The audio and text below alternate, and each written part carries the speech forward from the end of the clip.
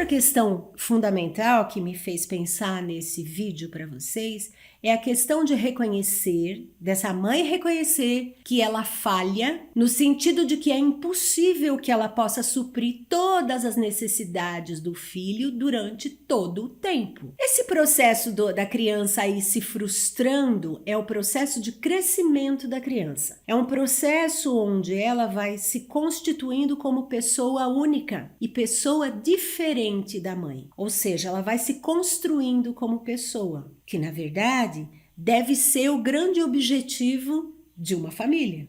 Ajudar essa criança a ser independente e suficientemente capaz de sobreviver quando crescida, né? Então, uma criança capaz de crescer e de sobreviver no mundo. Isso acontece quando o limite é estabelecido amorosamente e quando a mãe reconhece que a falha existe, porque a falha é um dado de realidade. Por que esse processo é tão difícil? E ele foi estudado por vários teóricos da psicanálise, mas eu quero destacar o Winnicott, né? O Winnicott fala de uma mãe que oferece segurança e acolhimento, mas que ao mesmo tempo falha, porque a falha é inevitável. E o Winnicott, ele fala uma coisa importantíssima que eu acho que ajuda a gente a entender o objetivo dessa relação mãe e filho. O Winnicott diz que uma mãe boa é aquela que vai, com o passar do tempo, se tornando desnecessária. Então, quando a mãe é desnecessária, a mãe cumpriu a missão de ter construído, né, ajudado a construir essa nova pessoa independente e capaz. Isso, por um lado, mostra a grande importância da mãe, né? Tem uma ideia que diz que a mão que balança o berço governa o mundo. A mãe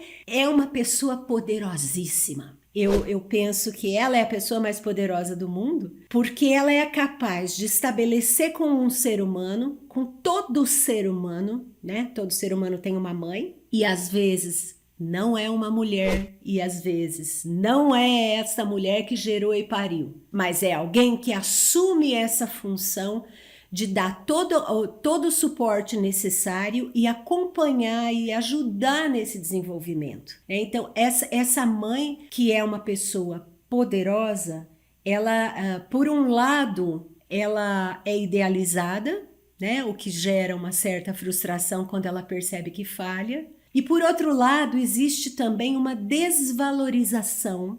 Então, tem muitas mães que não reconhecem o valor daquilo que elas realmente realizam, ainda que falhando. Essa mãe, ela estabelece para um ser humano o primeiro modelo de relação afetiva, que eu quero dizer, isso é muito assim, a base da psicanálise. A relação mãe-bebê vai ajudar esse bebê a criar e estabelecer relações com outros seres humanos durante toda a sua vida. Isso dá a ideia do poder que tem a mãe. É por isso que nas sessões de psicoterapia, de psicanálise, a mãe é sempre relatada, né? A mãe sempre surge nesses momentos como referência, e às vezes uma lembrança, mas sempre uma referência de um passado que ajudou a construir essa pessoa. Porque o ser humano é como se fosse uma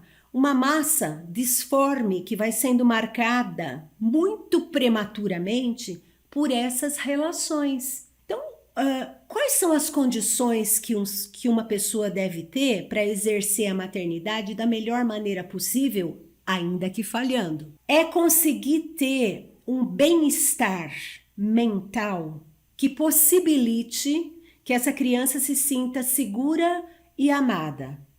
Então, para a gente ajudar um bebê a ter saúde mental, por exemplo, é necessário que a mãe tenha saúde mental. Porque o bebê, nos primeiros momentos de vida, e quanto mais prematura é essa percepção, ele vai percebendo e sentindo o que a mãe sente. O que eu estou dizendo para vocês. Uma mãe, por exemplo, com depressão pós-parto, aumenta em muito a porcentagem de chance dessa criança ser um adulto que possa vir a ter depressão. E muito provavelmente depressão pós-parto se for uma pessoa que vai ser mãe. Então existe aí uma captação das sensações da mãe. E a literatura conta coisas muito lindas e muito interessantes desse vínculo, porque o bebê quando nasce, ele ainda se sente e a mãe ainda sente um vínculo tão forte como se fossem dois no próprio corpo, duas pessoas para um corpo. Com o passar do tempo, isso vai se desligando. Mas no princípio, por exemplo, eu não sei se vocês já viram que interessante que é isso.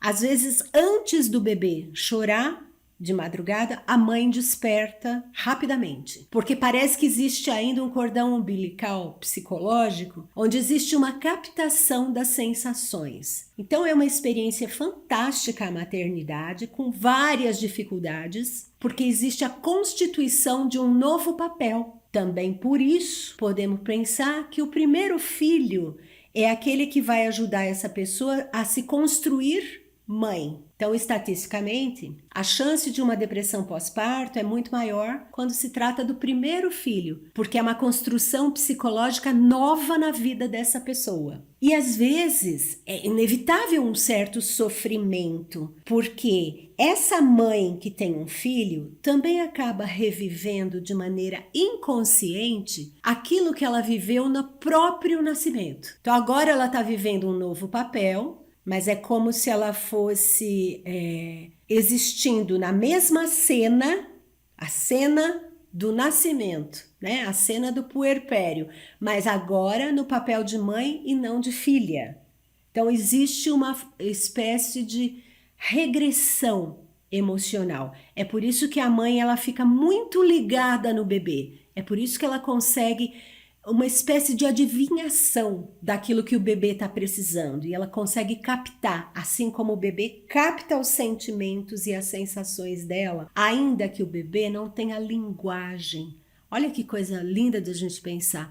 Ele capta num universo de sensações que ainda não tem palavras e que a mãe vai ajudar a construir essa palavra. A palavra é um símbolo, né? Então é a mãe que vai ajudar a dizer: você está com fome, então esse mal-estar horrível que eu não sei nomear, mais tarde eu sei que o nome disso é fome. Então a mãe vai também introduzir o ser humano no mundo da linguagem e do símbolo, do simbolismo, do significado. E é por isso que vai, então, o bebê se tornando um ser humano. Espero que vocês tenham gostado. Espero que ativem o sininho, divulguem, comentem e a gente se encontra em breve. Um abraço.